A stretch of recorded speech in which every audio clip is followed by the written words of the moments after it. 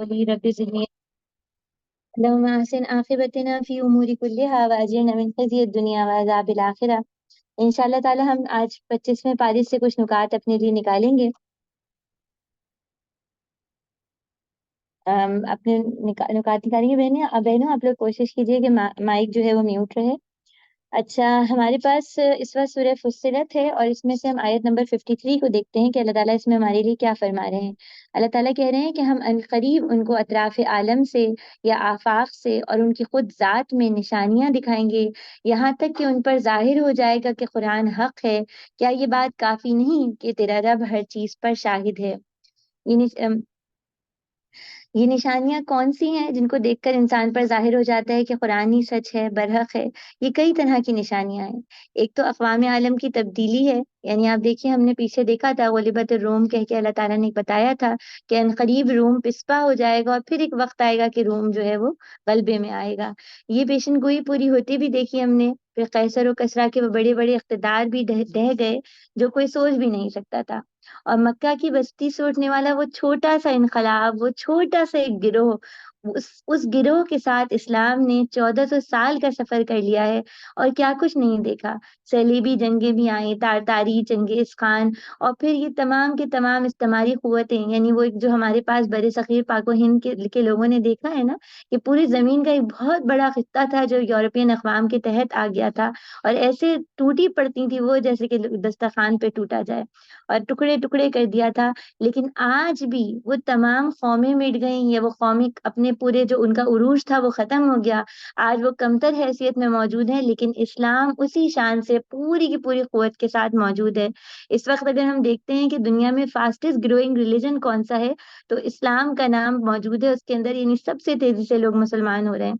और इसमें बहुत सारी चीजें हम सब ने पढ़ी हैं। आपको वो याद होगा, वो डच मेंबर जो पार्लियामेंट का मेंबर था और उसने एक किताब लिखनी थी उसको, जो कि इस्लाम के खिलाफ लिखनी थी।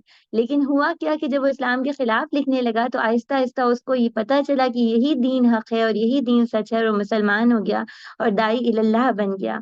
और जिस तरह ये कहा जाता है ना कि इस्लाम की फितरत में कुदरत ने लचक दी है, जितना इसको दबियनी जो उसका अगला मिसरा मुझे याद नहीं है, लेकिन इस्लाम के अंदर अल्लाह ताला ने खुसूसियत रखी है कि जितना दबाया जाता है उतनी शिद्दत और कुव्वत के साथ उभरता है।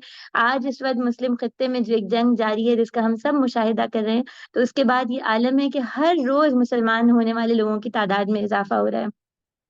अब अल्लाह ताला यहाँ पे, यानी मेरे और आपके सीखने की बात क्या है इस आयत में, अल्लाह ताला हमें मुतवज्जा कर रहे हैं कि तारीख में या आफाक में, यानी जो कुछ जितना इस वक्त स्पेस साइंसेज और जो कुछ भी है, और इंसान के अपने नफ्स में और इंसान के अपने खानदानों में, यानी जहाँ पर कभी इस्लाम का कोई सोचा भी नहीं था कि दीन को इस तरह प्रैक्टिस किया जाएगा, दीन पर अमल किया जाएगा, वहाँ इतनी बड़ी तब्दीली आ गई है। तो ये सब चीजें, ये निशानियां मुझे और आपको किस तरफ बुला रही हैं कि हक जब वाज़ेह हो जाए ना, तो इंसान को उसको अपना लेना चाहिए।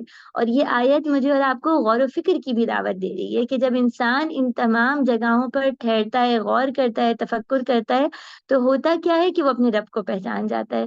तो हमें इसके ऊपर गौर भी करना है और उसके लिए वक्त निकालना है।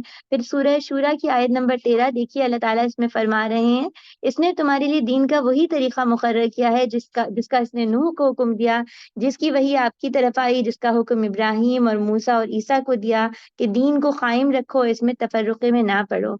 यहाँ गौर से हमें क्या देखना है कि अल्लाह ताला बता रहे हैं कि अद-दीन, वो दीन जो हज़रत नूह अलैहिस्सलाम से लेकर नबी करीम सल्लल्लाहु अलैहि वसल्लम तक पहुंचा है, इसकी बुनियाद और असास तौहीद है। और इस अद-दीन को कायम करने की बात की जा रही है, और ये कहा जा रहा है अगर ये कायम हो गया है तो इसको आपस में तफर्रुक़े से, आपस की कटछनी से इसको तोड़ो नहीं। और दीन के कायम करने से मुराद क्या है कि अल्लाह के वो तमाम क़वानीन नाफ़िज़ किए जाएँ। यानी आज हमारा अलमिया ये है ना कि दीन सिर्फ़ मस्जिद में रह गया है। अल्लाह ताला क्या हुक्म दे रहे हैं कि दीन को मस्जिद से बाहर हर जगह पे ले आया जाए। अभी आप सब ये मुशाहिदा कर रही होंगी कि कच्चे के डाकुओं के इतने वाक़यात आ रहे हैं पाकिस्तान से। वो डाकू जिस तरह लोगों के साथ ज़्यादती और ज़ुल्म बर्पा करते हैं, तो उसमें क्या है कि इस्लामी क़वानीन को नाफ़िज़ किया जाए, उनको वो सज़ाएँ दी जाएँ। लेकिन दीन को जब मस्जिद तक कर दिया गया है, तो फिर क्या है, ज़ुल्म और वो जब्र फैलता चला जा रहा है, माशरे में मायूसी बढ़ती जा रही है। अब मेरे और आपके सीखने के लिए यहाँ पर क्या है कि हमें अपनी ज़िंदगी में, यानी देखिए औरत जो है वो घर की बुनियाद होती है, हमें अपनी اپنے چھوٹے چھوٹے سے معاملے، ہم بچوں کی اذان سے تو دین کی ابتدا کرتے ہیں، لیکن ہمیں اپنی ہر معاملے میں اللہ کی بات، اللہ اور اس کے رسول صلی اللہ علیہ وآلہ وسلم کو اول سب سے پہلے ترجیح دینی ہے، اور اس پہ ہمیں سوچنا ہے کہ کہاں کہاں ہم اس میں ڈنڈی مار جاتے ہیں۔ پھر اس کے بعد دیکھیے سورہ شورا کی آیت نمبر 20 ہے، اللہ تعالیٰ فرما رہے ہیں کہ جو کوئی آخرت کی کھیتی کا طالب ہوتا ہے، ہم اس کی کھیتی میں اضافہ کر دیتے ہیں، اور جو دنیا کی کھیتی چاہتا ہے ہم اس کو اسی میں دیتے ہیں۔ ہم سب کی نا زندگی میں کوئی نہ کوئی ایک فوکس ہوتا ہے، ایک ڈائمنشن ہوتی ہے، ایک جہت ہوتی ہے، جس میں ہم مستقل اپنا وقت، توانائی، عمر سب کچھ کھپا رہے ہوتے ہیں۔ ایک خاتون اپنے گھر کو بنانے کے لیے لگی ہوتی ہے، اس گھر میں موجود افراد کے لیے، ان کی فلاح کے لیے کوشش کر رہی ہوتی ہے۔ اللہ تعالیٰ ہمیں یہاں کس چیز کی طرف متوجہ کر رہے ہیں کہ دیکھو تمہیں لگنا تو ہے، کھپنا تو ہے، لیکن کھپتے ہوئے، لگتے ہوئے، انویسٹ ہوتے ہوئے یہ ضرور دیکھو کہ تم کہاں لگا رہے ہو اپنی اپنی تم کہاں سے نتیجہ چاہتے ہو۔ اگر دنیا ہی چاہتے ہو تو دنیا تو ہم سب کو دیں گے، آخرت چاہنے والے کو بھی دیں گے اور دنیا چاہنے والے کو بھی دیں گے، لیکن آخرت کس کو ملے گی؟ جو صرف آخرت کا طلبگار اور اس کے لیے محنت اور کوشش کرتا ہو۔ اور جس طرح قرآن میں ایک اور جگہ اللہ تعالیٰ نے فرمایا نا، لَيْسَ الْإِنسَانَ إِلَّا مَا سَعَىٰ، انسان کے لیے تو وہی کچھ ہے جو اس نے کیا۔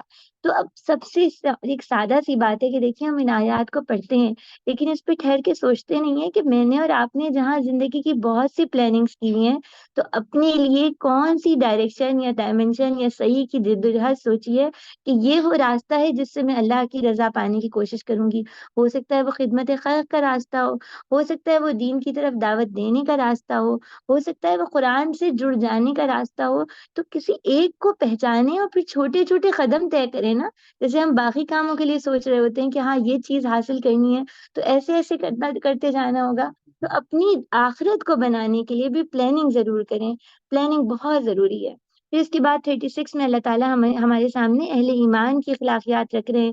ہم بہت ساری اقوام کی اخلاقیات اور ان کی اقدار اور ویلیوز کو سراہتے ہیں اور تعریف کرتے ہیں، لیکن جو اسلام کی جو اخلاقیات یا جو معیارات ہیں نا، ان کی اصل کیا ہے کہ وہ انسان کے اندر سے نکلتی ہیں۔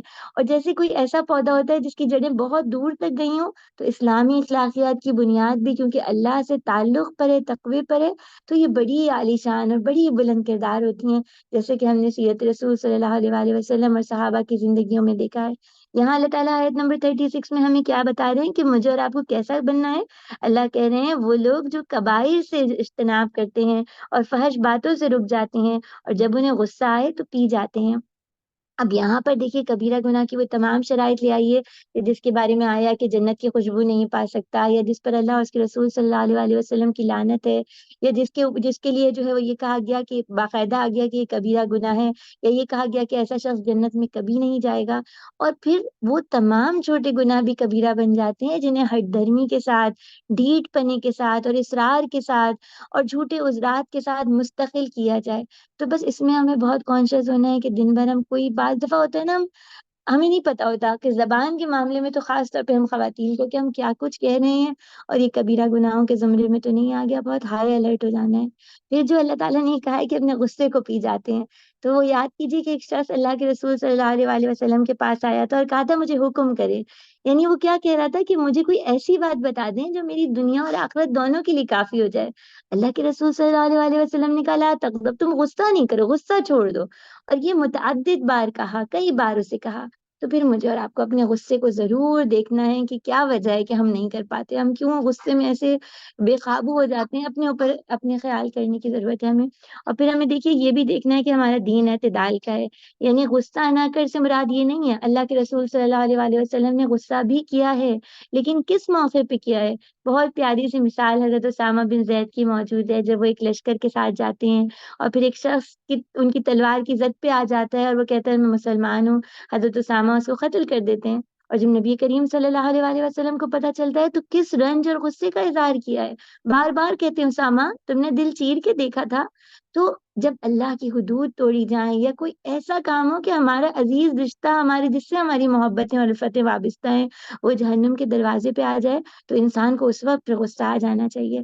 ہمارا معاملہ الٹ ہے، ہمیں ان باتوں پہ غصہ آتا ہے جن پہ نہیں آنا چاہیے۔ تو بس اس کے لیے کوشش اور دعا بہت زیادہ ضرورت ہے۔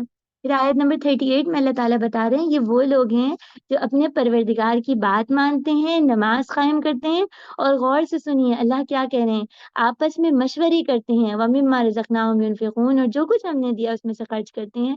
اب جو یہاں پہ خصوصی ایک چیز آئی ہے ہمارے پاس الگ سے، وہ کیا ہے کہ وہ مشورہ کرتے ہیں، یعنی اپنے معاملات میں جب کنفیوز ہو جاتے ہیں، جب فیصلے کا وقت آتا ہے تو وہ خود سے نہیں کر لیتے بلکہ مشورہ کرتے ہیں۔ اور ظاہر ہے مشورہ کس سے کرتے ہیں؟ جو اہل ہو، جو مخلص ہو، جس کے پاس علم ہو، جس کے پاس حکمت ہو۔ اور یہ ایک بہت پیاری سی ایک قول تھا کہ مشورہ جماعت میں محبت پیدا کرتا ہے، عقلوں کو پرکھنے کا آلہ ہے اور صحیح نتائج تک پہنچنے کا ذریعہ ہے۔ کسی قوم نے جب بھی مشورہ کیا وہ ہدایت پا گئے۔ مشورہ مشورہ کرنے میں، یعنی آپ دیکھیے اس کا مطلب کیا ہے کہ مشورہ کرنے میں بھلائی اور فائدہ ہے۔ اب مسئلہ کیا ہوتا ہے کہ ہمارے پاس بہت سے معاملات ہوتے ہیں جب ہمیں مشورے کی ضرورت ہوتی ہے، لیکن ہم نہیں کرتے۔ کیوں نہیں کرتے؟ بہت سی وجوہات ہوتی ہیں۔ بعض دفعہ تو ہمیں ایسا لگتا ہے ہمارے پاس کوئی مخلص ساتھی نہیں ہے، تو ہمیں اس ضرورت پڑنے سے پہلے مخلص ساتھیوں کی تلاش کرنی چاہیے، اور ایسے ساتھیوں کی جن کے دلوں میں اللہ کا ڈر موجود ہو، پھر وہ کبھی غلط مشورہ نہیں دیں گے۔ اور ایسا بھی ہوتا ہے کہ ہمیں شرم آتی ہے مشورہ کرنے میں، یا ہماری انا آڑے آ جاتی ہے، یا ہمیں ایسا لگتا ہے کہ ہم ہی سب سے عقل مند ہیں، کوئی ہمیں کیا بتائے گا۔ تو بس اس آئینے میں اپنے آپ کو دیکھنا ہے، اور پھر یہی بات ہے کہ جب مشورہ کرتے ہیں تو کئی کئی رائے آ جاتی ہیں، تو پھر کس چیز پر عمل کریں؟ اس وقت ہمارے سامنے استخارے کی دعا اللہ کے رسول صلی اللہ علیہ وآلہ وسلم چھوڑ کے گئے، اس کو یاد کرنا چاہیے، اور ضرور فیصلے کے وقت پہ اس کو بہت، اللہ سے بہتر مشورہ کون دے سکتا ہے ہمیں۔ پھر آیت نمبر 39 میں بہت پیاری اور منفرد یہ آیت ہے، اللہ تعالیٰ کرتے ہیں والذین، اور جو لوگ، جن لوگوں پر جب ظلم کیا جائے تو وہ مناسب طریقے سے یا برابری کا بدلہ لیتے ہیں۔ یہاں اللہ تعالیٰ ہمیں کیا سکھا رہے ہیں کہ ظلم کا دروازہ بند بھی کرنا ہے۔ یعنی دیکھیں اسلامی اخلاق کا ایک مزاج تو ہم دیکھتے آ رہے ہیں نا کہ جب کسی پہ ظلم کیا جائے تو وہ ادفع باللتی ہی احسن، کہ وہ احسن طریقے سے اس برائی کو بھلائی سے رفع کر دے۔ لیکن ایک وقت ایسا آتا ہے جب آپ کو برائی کو روکنا پڑتا ہے، اور وہ کب کب ہوتا ہے اس کا فرق بھی پتہ ہونا چاہیے۔ یعنی اگر کوئی شخص غلطی سے کوئی زیادتی کر رہا ہے، کوئی شخص معافی مانگ رہا ہے، کوئی شخص ندامت کا اظہار کر رہا ہے، کوئی شخص جان بوجھ کے نہیں کر رہا، اس کو معاف کر دینا چاہیے، اس کو چھوڑ دینا چاہیے، اس کی خطا کو بھول جانا چاہیے۔ لیکن ایک شخص جان بوجھ کے کر رہا ہے، ستانے کے لیے کر رہا ہے، اور وہ بلی بنتا جا رہا ہے، اور میں اور آپ کہہ رہے ہیں نہیں صبر کرو، خاموش رہو، اس سے اجتماعی نقصان ہو رہا ہے، لیکن ہم کہہ رہے ہیں جانے دو، تو اللہ تعالیٰ کو یہ چیز تو نہیں پسند ہے۔ اللہ کے رسول صلی اللہ علیہ وآلہ وسلم نے تو بتایا ہے نا کہ تم اپنے بھائی کی مدد کرو، خواہ ظالم ہو کہ مظلوم۔ صحابہ نے پوچھا تھا کہ مظلوم کی مدد تو سمجھ آتی ہے، ظالم کی کیسے مدد کی جائے گی؟ تو اس کا ہاتھ روک کے مدد کی جائے گی۔ میں نے اور آپ نے یہ کام کرنا چھوڑ دیا ہے۔ صحیح بخاری کی ایک حدیث ہے جس میں بتایا لکھا ہے کہ ایک یہودی نے ایک لڑکی کا سر دو پتھروں میں رکھ کے پیس دیا۔ اس کی کچھ جان باقی تھی، رسول صلی اللہ علیہ وآلہ وسلم نے اس سے پوچھا کہ فلاں نے کیا ہے، فلاں نے کیا ہے۔ جب اس یہودی کا نام آیا تو اس لڑکی نے سر ہلایا، تو اللہ کے رسول صلی اللہ علیہ وآلہ وسلم نے پھر اس یہودی کا سر بھی دو پتھروں کے درمیان کچل دیا، یعنی اس کا اسی طرح بدلہ لیا۔ کیوں؟ کیونکہ ظالم کو معاشرے میں ختم کرنا بہت ضروری ہے، ظلم کو تگڑا ہونے نہیں دینا چاہیے، زیادتی کو اور غلط بات کو۔ اور یہ چیز آپ دیکھیے، صرف یہ تو ایک بہت بڑی بات تھی نا کہ اس طرح کچلا گیا، لیکن آپ وہ یاد کیجئے کہ حضرت معاذ بن جبل جو ہیں وہ مسجد میں نماز پڑھا رہے ہیں اور بہت طویل ہے، تو اللہ کے رسول صلی اللہ علیہ وآلہ وسلم سخت خفا ہوئے۔ یعنی ظلم کا مطلب یہ ہے نا زیادتی، کہیں بھی زیادتی ہوئی اور اجتماعی طور پہ نقصان ہو رہا ہو، تو حضرت معاذ کو ٹوکا، کہا کہ معاذ نماز ایسے نہیں پڑھائیں، لوگ بیزار ہو جائیں گے، چھوٹی نماز، یعنی آپ مختصر نماز پڑھائیں، یہ محنت کرنے والوں کا محلہ ہے۔ تو یہ چیز بہت ضروری ہے، ہم ایک پہلو کو پکڑ لیتے ہیں دوسرے کو چھوڑ جاتے ہیں، لیکن یہ ضروری ہے۔ پھر آیت نمبر 43 میں بہت پیاری آیت ہے، اللہ تعالیٰ کہہ رہے ہیں وَلَمَن، اور جس نے صبر کیا اور جس نے معاف کر دیا، تو یہ کیا ہے؟ عزم الامور، بلند ارادہ لوگوں کی صفت ہے، اعلیٰ ظرف لوگوں کی ہمت کی صفت ہے، ان لوگوں کی جو تھکتے نہیں ہیں اور اپنے رب کی رضا پہ راضی ہیں۔ یعنی جو ہمارے اپنے چھوٹے چھوٹے معاملات ہوتے ہیں نا، اس میں معاف کر دینا چاہیے، بھول جانا چاہیے۔ اللہ ہم سب کو ایسا بنا دے۔ یہ کام مشکل بہت ہے لیکن اللہ کی مدد سے ممکن ہے۔ پھر سورہ زخرف کی آیت نمبر 26 کو دیکھیے، اللہ تعالیٰ حضرت ابراہیم کے بارے میں بتاتے ہیں کہ ابراہیم علیہ السلام نے کیا کہا، اپنے والد اور قوم سے کہا کہ میں بری ہوں اس بات سے جن کی تم عبادت کرتے ہو۔ یہاں پہ ذرا کبھی کھڑے ہو کے ہمیں بھی سوچنا چاہیے، سارے اپنے ہیں اور تنہا کھڑے ہیں ابراہیم علیہ السلام، ہوا کے رخ پہ مخالف سارے لوگ کچھ کہیں اور ہیں، ابراہیم علیہ السلام کا رخ کچھ اور ہے۔ میں اور آپ سیرت ابراہیم علیہ السلام پڑھتے تو ہیں لیکن اس میں ڈھلتے نہیں ہیں۔ انہوں نے جب رب سے رشتہ جوڑا نا، تو سب سے اہم چیز کیا ہو گئی کہ اللہ مجھ سے ناراض نہ ہو جائے۔ اور ہمارا معاملہ کیا ہے، ہم اللہ سے محبت تو بہت کرتے ہیں، لیکن ساری فکر یہ ہوتی ہے کہ لوگ ناراض نہ ہو جائیں۔ کیوں ہم ڈرتے ہیں نا تنہا نہ رہ جائیں، اکیلے نہ ہو جائیں، سب چھوڑ کے پیچھے نہ ہٹ جائیں۔ لیکن اس دن کا تو سوچئے جب مجھے اور آپ کو سب کو چھوڑ کے چل دینا ہے، کوئی نہیں رہے گا، تنہا اپنے رب کے حضور حاضر ہونا ہے۔ اور اس دن اگر میں نے اور آپ نے لوگوں کی خاطر اللہ کو ناراض کیا ہوگا تو کیسے معاملہ ہوگا ہمارا؟ بس پورا دن آج سوچئے گا ضرور کہ کہاں کہاں میں لوگوں کی خاطر اپنے رب کو ناراض کرتی ہوں۔ آیت نمبر 36 میں بہت یہ ایسی آیت ہے لرزا دینے والی، اللہ تعالیٰ کہہ رہے ہیں جو رحمان کے ذکر سے اندھا بن گیا، جس نے رحمان کے ذکر تغافل برتا، ہم اس پر ایک شیطان مسلط کر دیتے ہیں اور وہ اس کا ساتھی بن جاتا ہے۔ اور یہ شیطان ایسے لوگوں کو راہ راست پہ یعنی نیکی کے راستے پہ آنے سے روکتا ہے، اور وہ اپنی دانش میں سمجھتے ہیں ہم ٹھیک چلے جا رہے ہیں۔ اور اسی آیت کے آخر میں آگے آئے گا کہ یہاں تک کہ وہ وقت آ جائے گا کہ جب ایسے لوگ ہمارے پاس آئیں گے اور کہیں گے اے تباہی، اے کاش میرے اور شیطان کے درمیان اتنی دوری ہوتی جیسے مشرق اور مغرب کے درمیان ہے۔ اللہ تعالیٰ یہاں پہ کیا بتا رہے ہیں ہمیں؟ جو رحمان کا ذکر ہے، خصوصی ذکر قرآن مجید اور ویسے اللہ کے تمام ذکر، چاہے وہ نماز ہیں یا اذکار ہیں، جب انسان ان سے اندھا بن جاتا ہے نا، ان کو چھوڑ دیتا ہے نا، تو پھر شیطان مسلط ہو جاتا ہے۔ اللہ ہم سب کو اس حال سے اپنی پناہ میں رکھیں۔ اور کرنے کا کام کیا ہے؟ قرآن مجید کو حضر جا بنا لائیں، اس کو دل سے اتنا قریب کرنا، اس پہ سوچیں، اس کو پڑھیں، اس کو سیکھیں، اس پہ توانائی لگائیں، اپنی بھی اور اپنے بچوں کی بھی، اپنے عزیزوں کی بھی۔ اللہ اس کام کو ہمارے لیے آسان کر دیں۔ بس پھر آخری آیت جو ہماری آج کی ہے وہ آیت سورہ جاسیہ کی آیت نمبر 23 ہے۔ اللہ تعالیٰ کہہ رہے ہیں کیا تم نے اس کو دیکھا جس نے اپنی خواہش کو معبود بنا رکھا ہے، اور جس کو علم کے باوجود اللہ نے گمراہ کر دیا اور اس کی سماعت اور اس کے دل پہ مہر لگا دی۔ اللہ کے رسول صلی اللہ علیہ وآلہ وسلم نے بتایا تھا نا کہ جہنم خواہشات نفس سے گھیری گئی ہے۔ تو مجھے اور آپ کو دیکھنا ہے میرا اور ہمارا نفس چاہتا کیا ہے؟ وہ پذیرائی چاہتا ہے، اپنے آپ کو قوی کرنا چاہتا ہے۔ تو پھر کرنا کیا ہے ہمیں بس اپنے نفس کو قابو میں رکھنا ہے، اس کو مارنا بھی نہیں ہے۔ اللہ کے رسول صلی اللہ علیہ وآلہ وسلم نے بتایا تھا نا کہ تمہارے نفس کا بھی تجھ پہ حق ہے، تو مارنا بھی نہیں ہے۔ مرے ہوئے گھوڑے پہ کون سواری کرتا ہے؟ ہاں، اپنے اس نفس کے گھوڑے کو ٹرینڈ کرنا ہے، اس کو سدھارنا ہے، اور اس کے لیے دعائیں بھی کرنی ہے اور جائزہ بھی لینا ہے۔ ہم سب کی کوئی نہ کوئی ایک یا دو چیزیں ہوتی ہیں جس پہ ہم نا پھنس جاتے ہیں، تو بس ضرور دیکھیں کہ وہ کون سی چیز ہے جہاں سے نفس ہمیں رب کے آگے بالکل ذلیل کر کے رکھ دیتا ہے۔ تو ہمیں اس چیز پر قابو پانا ہے، اس خواہش پر، اور پھر اپنے رب کی بات ماننی ہے۔ اللہ تعالیٰ ہمارے لیے ان سب کاموں کا آسان کر دیں، قرآن مجید سے جڑنا اور اس پہ عمل کرنا اور اس کی دعوت اپنی ذات سے لے کر تمام لوگوں تک پہنچانا آسان کر دیں۔ آمین ثم آمین۔ انشاءاللہ کل اسی وقت ملاقات ہوگی۔ سبحانک اللہم و بحمدک، نشہد ان لا الہ الا انت، نستغفرک و نتوب الیک۔ السلام علیکم و رحمۃ اللہ وبرکاتہ۔